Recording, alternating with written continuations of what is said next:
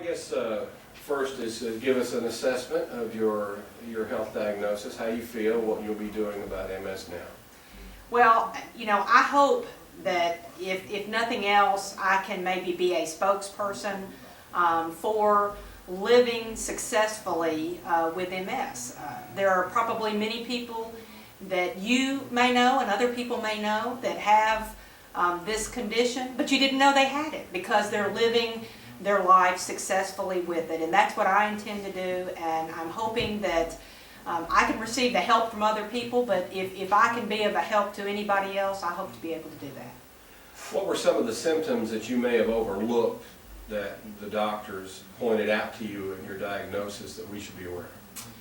Well, I think, and again, I would urge everyone who wants to know more about this condition, there are a number of resources on the web and elsewhere, the National MS Society and others, that can point out to you some of the standard symptoms of this particular disease, and those are numbness, tingling, loss of balance, just other things like that, sight problems. Obviously it affects the central nervous system.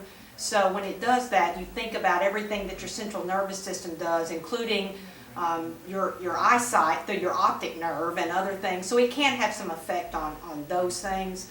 But there are different types of MS, and I think that's something it's important for people to know. The type that I have been diagnosed with, and that probably about 85% of people who are diagnosed with MS, it's called relapsing remitting MS, which means you may have symptoms, but then you go into remission and they clear up, and so you're able to keep going. And so the goal of treatment of relapsing remitting MS is to avoid any further relapses. So that's really where we're headed to. You want to get over the current relapse you may be in and then avoid any ones in the future, or at least make them less mild. Where are you with the budget, and do you expect this budget to pass as you have proposed it? Well, I sure hope so. Otherwise, I wouldn't have proposed a budget that I did. But of course, I can't predict everything the council does. That's 12 people, and they're fully entitled as something that comes with their office to examine each and every line item of my proposal and make changes if they so desire. I hope that they would pass it as I have proposed.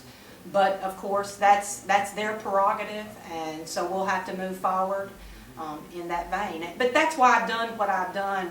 I think it's important for the public to know that I have put the proposal out there. It's on the website. It's available to anyone, not just the council, but every taxpayer and every citizen of Clarksville can see the exact proposal. I've also put out documents on how to interpret it and how to read it.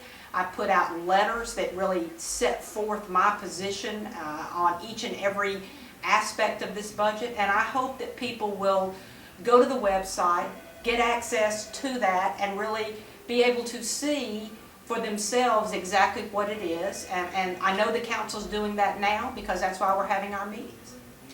What is it you're most proud of with this budget? You know, I think the thing that I'm the most proud of is that it is balanced. It does not raise taxes, and it does not have to, we didn't have to fire any city employees. We didn't have to lay anybody off. We didn't have to reduce the great staff that we have at the city to be able to make good things happen for the people of Clarksville. The council pulled the lease of the marina operator. Now we are moving forward to find a new marina operator. Where are we at in that process? Well, we're in the process of preparing an RFP, which is a request for a proposal, which is a document that is required when you're doing things where you have a governmental entity involved to bring people in for a project. That proposal will be prepared and will be submitted to the public, and then we'll go through the process of examining the people that submit proposals to us.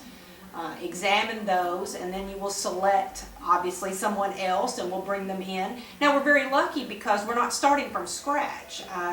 You know, Greg Batts and the other individuals who have been responsible for the Liberty Park renovation have done a lot of work already. So whoever comes in next is not going to have to start from, you know, scratch, and they're not going to have to start from ground zero. They're going to have a lot of work that's already been done to help them get this project off the ground. Tell us about Clarksville being the most patriotic city in the country. Oh, I'm really proud of Clarksville. I'm proud of the citizens that got on the website and voted for us. You know, we received more votes than any other city that was in the running as the most patriotic city in America. And now the next step is that folks from Rand McNally and USA Today are going to be coming to our town unannounced to kind of view really how patriotic we are. And then once they do that, and I feel confident that they're going to see that we are the most patriotic city in the country and we win this contest, we're going to get a lot of well-deserved publicity. How do you feel the relationship between the mayor's office and the city council is to this point? You know, I think it's good. I feel good about my relationship with the council. I have tried since I have been here, and I think they have appreciated being as open as possible, giving them any information that they have requested so that they can do their jobs, just like I think it's important for me to have all the information to do my job. We may not agree on everything. I don't think you're ever going to find 13 people, since there's 12 council members and myself, who agree on everything. But I think for the most part we've been able to agree on things and conduct city business in a professional manner.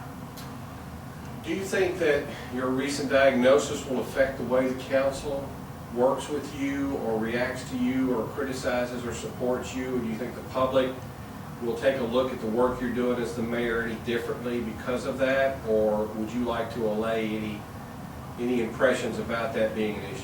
Oh, I hope not, because it's not an issue with me. I don't intend to let it affect the way that I perform my job or that I represent the citizens of Clarksville or that I deal with the council. And I think the council knows me well enough to know that I thought it was important to let people know exactly where I was and what I was doing and what I've been diagnosed with. But I also hope that they'll all be willing to now realize it's time to move forward.